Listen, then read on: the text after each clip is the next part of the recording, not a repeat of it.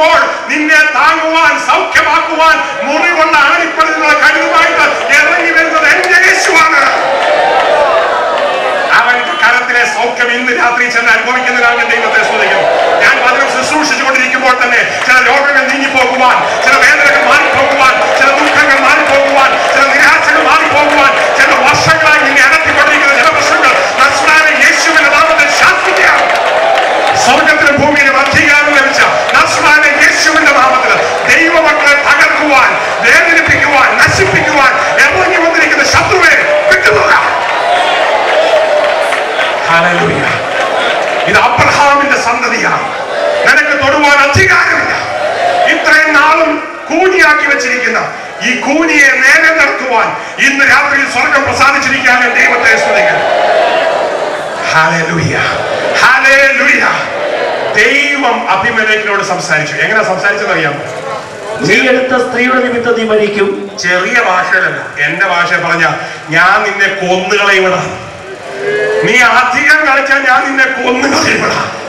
നമുക്ക് വേണ്ടി ഇറങ്ങി വരുന്ന ദൈവസ്നേഹത്തിനായ ദൈവത്തെ സ്തുതിക്കുന്നു. ശൗൽ ദമസ്കോസിന്റെ പടിവാതിക്കൽ വെച്ച് ദൈവദാസന്മാരും ദൈവസഭയെ നശിപ്പിക്കാൻ ചെന്നപ്പോൾ സ്വർഗത്തിൽ നിറങ്ങി വന്ന അതേ ശബ്ദം, ശൗലേ ശൗലേ നീ ഉപദ്രവിക്കുന്ന ക്രിസ്തുവാണെന്ന് പറഞ്ഞ അതേ ശബ്ദം ഇന്ന് ഇന്ത്യയിൽ ഭാരതത്തിന്റെ സുവിശേഷത്തിന് വേണ്ടി ഇറങ്ങുവാൻ നമുക്ക് പ്രാർത്ഥിക്കാം. നോർത്ത് ഇന്ത്യയിൽ മരിക്കുകയും വേദനിക്കുകയും മുറിവേൽക്കുന്ന അനേക ദൈവദാസന്മാരുണ്ട്. അവർക്ക് വേണ്ടി കണ്ണുനീരോട് പ്രാർത്ഥിക്കുന്ന ഒരു ദൈവസഭ കൊട്ടാരക്കരയിലും കേരളത്തിലും ഉണ്ടാകുവാൻ ദൈവം സഹായിക്കുന്നതാകട്ടെ. ഒരു ദൈവദാസനെയോ ഒരു ദൈവസഭയോ ഒരു ദൈവിക പ്രവർത്തനത്തെയോ ശത്രുവെ നിനക്ക് തൊടുവാൻ സാധിക്കില്ല എന്ന് മുട്ടിപ്പായി ദിവസവും പ്രാർത്ഥിക്കുവാൻ ഇന്ന് നമുക്ക് പ്രതിഷ്ഠ ചെയ്യുക. സാധാരണ പ്രാർത്ഥനയും സമർപ്പണവും അന്ന് രാത്രി ദൈവം കേട്ടേച്ച് പറഞ്ഞു നിന്നെ കൊല്ലുവിടാം. എന്ത് സംഭവിച്ചു? പെട്ടെന്നൊരു മനസ്സാണ്. വേഗം വായിച്ച്. അവൾ ഒരു പുരുഷന്റെ ഭാര്യ എന്നല്ല ചെയ്തു. എന്നാൽ അബീമേലെക്ക് അവളുടെ അടുക്കൽ ചെന്നിരുന്നില്ല.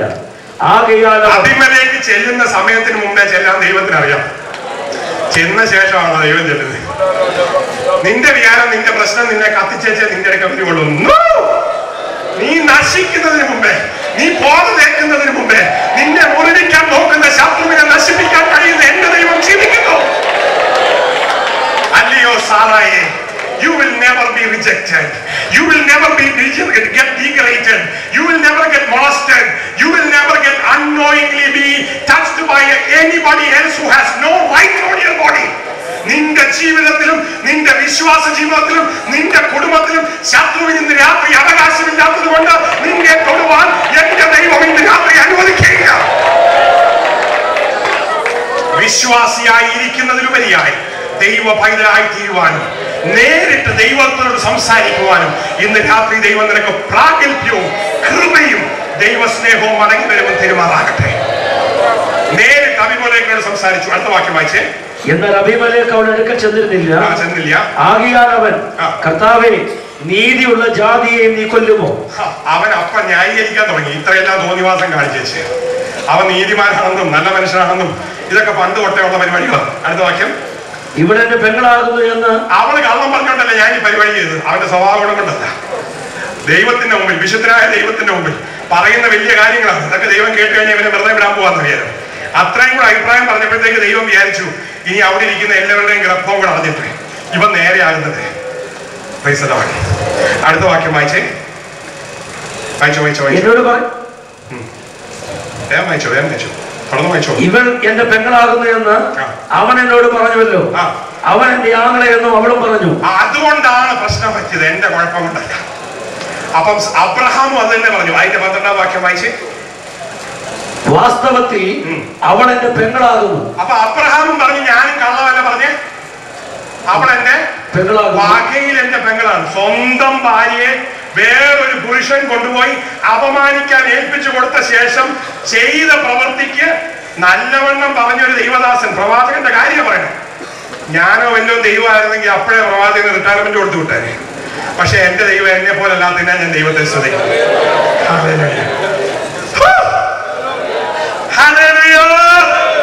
നമ്മളെ പോലൊന്നും മോശക്കാരനല്ല എന്റെ ദൈവം. കണ്ടാലും നിന്റെ ഹൃദയത്തിന്റെ വാതിക്കൽ മുട്ടുന്നു എന്ന് പറഞ്ഞാൽ തൊഴിച്ചു കയറാതെ ദിവസങ്ങൾ മാസങ്ങൾ മുട്ടിക്കൊണ്ട് നിൽക്കുവാൻ ശാന്തനായി ക്ഷമയോടെ കാത്തു നിൽക്കുന്ന സ്വർഗത്തിന്റെ അപ്പച്ചനായി ഞാൻ ദൈവത്തെ സ്തുതിക്കുന്നു. ഇന്ന്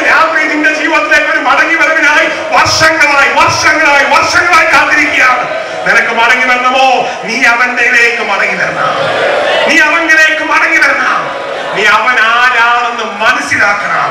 മനസ്സിലാക്കുക മാത്രമല്ല, അവൻ ആരാണെന്ന് നിന്റെ ജീവിതത്തിൽ സമ്മതിക്കണം. സമ്മതിക്കുക മാത്രമല്ല, അവൻ ആരാണെന്ന് നീ ബഹുമാനിക്കണം.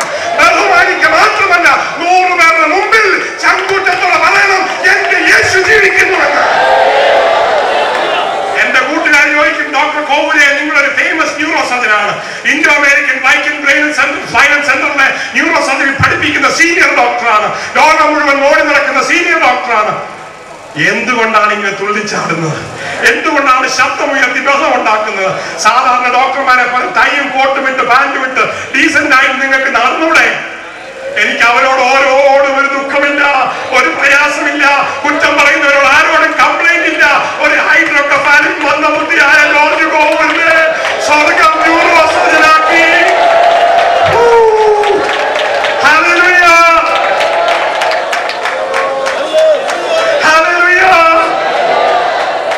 ഈ അപ്പച്ചന് ഞാൻ ഇന്ന് രാത്രി എന്ത് മടക്കി കൊടുക്കും?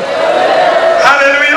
രക്ഷയുടെ മാല മാത്രം എടുത്ത് അവന്റെ നാമത്തെ ഞാൻ ഉയർത്തോ. എന്റെ യേശു എന്നെ രക്ഷിച്ചോ, യേശു എന്നെ സൗഖ്യമാക്കി, എന്റെ യേശു മടങ്ങി വരുന്നു.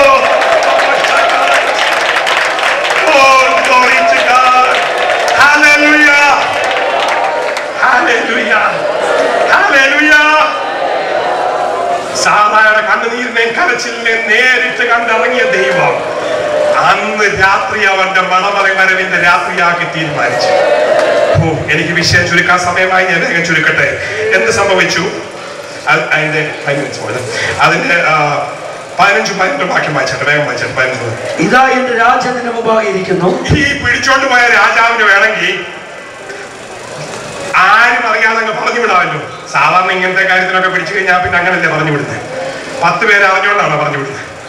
അല്ല, ദൈവം നേരിട്ട് ഇടപെട്ട് കഴിഞ്ഞാൽ തന്നെ ഒളിച്ചൊന്നും വിടില്ല. 10 പേര് അറിഞ്ഞുകൊണ്ട് തന്നെ പറഞ്ഞു വിടും.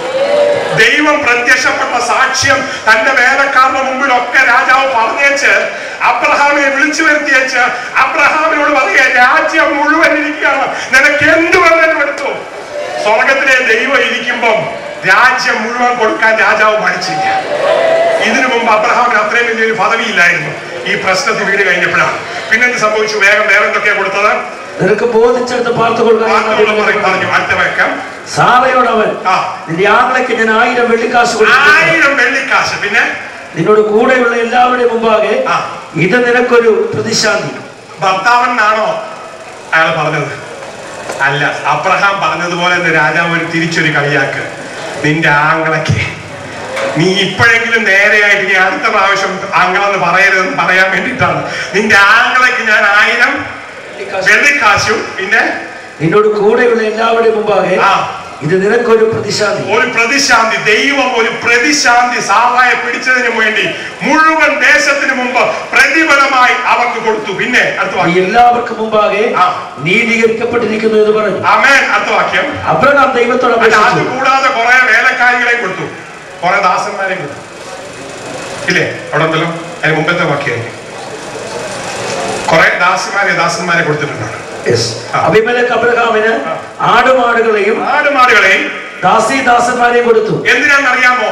പ്രസവ ചെലവിനുള്ള ആടുമാടുകൾ. ആട്ടുസൂപ്പ് കുടിക്കണമെങ്കിൽ, എന്തെങ്കിലും ഭാര്യയ്ക്ക് വേണ്ടി എന്തെങ്കിലും. ഇനി പെങ്ങളല്ലേ, പെങ്ങളെന്ന് പറഞ്ഞാൽ പിന്നെ സ്വർഗമല്ലേ നോക്കേണ്ടത്. ഉടമസ്ഥാവകാശം അപ്പച്ചൻ ഭർത്താവ് കളഞ്ഞില്ലേ? തമ്പുരാൻ പറഞ്ഞു, നീ ഉടമസ്ഥാവകാശം കഴിഞ്ഞു കളഞ്ഞാൽ ഇവരുടെ പ്രസവ ചെലവിനുള്ള സകല മട്ടൻ സൂപ്പും ഞാൻ തന്നുവിടാം, ഇനി നോക്കേണ്ട കാര്യമില്ല. അബ്രഹാമേ, നീ കഴിയൊഴിഞ്ഞ സാധാരണ ചെലവ് എന്റെ കയ്യിൽ നിന്നാണ്. സ്വർഗത്തിലെ അപ്പച്ചൻ തന്നെ ആട്ടുസൂപ്പിന് ആടിനെ കൊടുത്തു വിട്ടു. പിന്നെ അടുത്ത വാക്യം, ദാസന്മാരെ കൊടുത്തു. എന്താ കാര്യം അറിയാമോ? പിടിച്ചോണ്ട് പോയപ്പോൾ ഒരു ദാസിയോ ദാസനോ ഇവർക്ക് വേണ്ടി സംസാരിച്ചില്ല. ദൈവദൂതൻ പ്രത്യക്ഷപ്പെട്ട് അബീമേലെക്കിന്റെ വീട്ടിൽ നിന്ന് ഇറക്കി വിടുന്ന ദാസനും ദാസിക്കും അറിയാം ദൈവം ജീവിക്കുന്നു എന്ന്. ഇനി സാറായെ പൊന്നുപോലെ നോക്കുവാൻ, പ്രസവത്തിന്റെ സമയത്ത് സൂക്ഷിക്കുവാൻ ഇനി ആരും പിടിക്കാതിരിക്കാൻ ദൈവം ദാസിയെയും ദാസനെയും കൊടുത്തു. എന്റെ ദൈവം വലിയ ദൈവമാണ്. അവൻ അസാധ്യങ്ങളെ സാധിപ്പിക്കുന്ന ദൈവമാണ്. അവസാനമായി 21:1-2 വാക്യം വായിച്ചു. അനന്തരം യഹോവ താൻ അരുളി ചെയ്തിരുന്നതുപോലെ സാറയെ സന്ദർശിച്ചു. ദൈവം അരുളി ചെയ്തതുപോലെ സന്ദർശനം തീർച്ചയായും നടക്കും.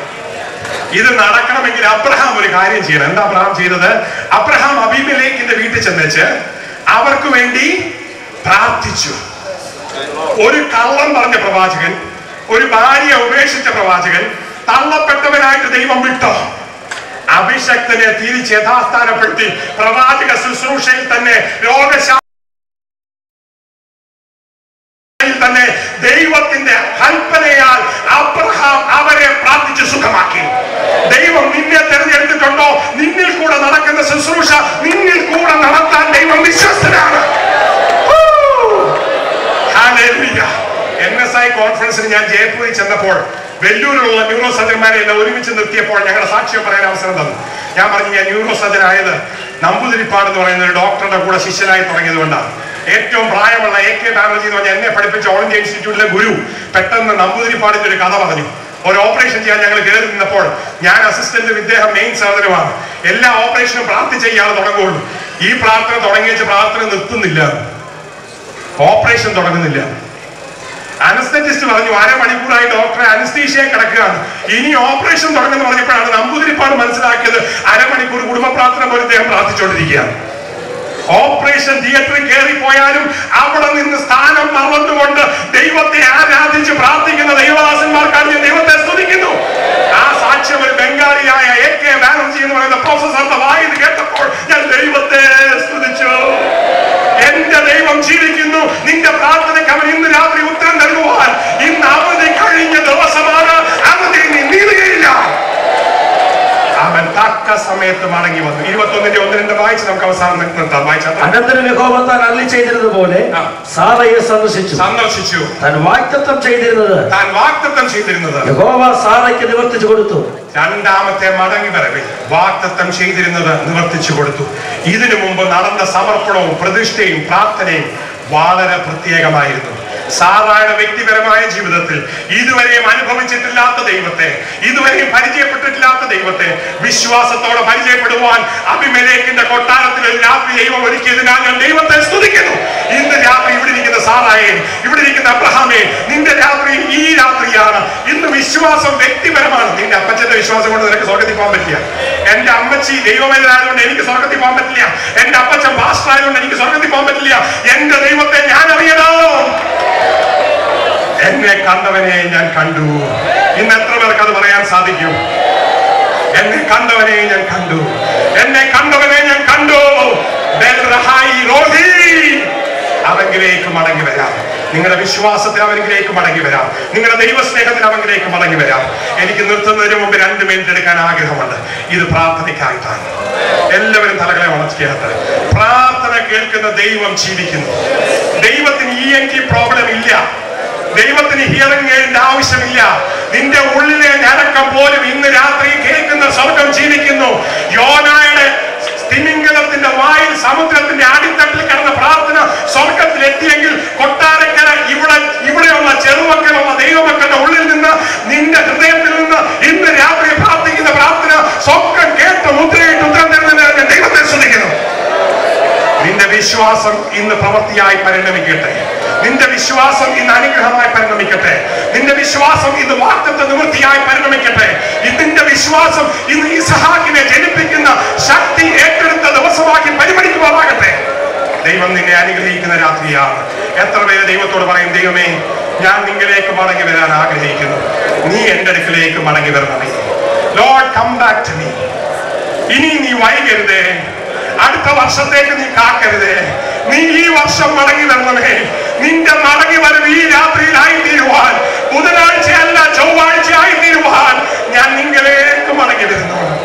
ഞാൻ നിങ്ങളിലേക്ക് മടങ്ങി വരുന്നു. എനിക്ക് നിനക്ക് കാണണം, എനിക്ക് നിന്നെ ഒന്ന് കാണണം. ഒരു പുതിയ ദർശനം തരണമേ. ഇതുവരെ യേശുവിനെ സ്വീകരിച്ചിട്ടില്ലാത്ത ആരെങ്കിലും ഉണ്ടെങ്കിൽ നിങ്ങളൊരു പ്രാർത്ഥന പ്രാർത്ഥിക്കുമോ? യേശുവെ, ഞാനൊരു ഭാവിയാണ്. ഇന്ന് എന്റെ ഹൃദയം നിന്റെ സന്നിധിയിൽ തുറന്നു തരുന്നു. യേശുവേ, നീ എന്റെ ഹൃദയത്തിൽ കടന്നു വരണമേ. കുഞ്ഞുങ്ങളാണേലും യൗവനക്കാരാണേലും ചെറുപ്പക്കാരാണേലും ഈ പ്രാർത്ഥന എന്റെ കൂടെ ചേർന്ന് പ്രാർത്ഥിക്കണമേ. യേശുവേ, ഞാനൊരു പാപിയാണ്. എന്റെ ഹൃദയത്തെ ഞാൻ നിനക്കായി തുറന്നു തരുന്നു. നീ എന്റെ ഉള്ളിലേക്ക് കടന്നു വരണമേ. ഇന്ന് മുതൽ നിന്റെ പൈതലായി ജീവിക്കുവാൻ ഞാൻ എന്നെ തന്നെ പ്രതിഷ്ഠിക്കുന്നു. എന്റെ പേര് ജീവന്റെ പുസ്തകത്തിൽ എഴുതണമേ. നിന്റെ പൈതലായി അബ്രഹാമിന്റെ മകൻ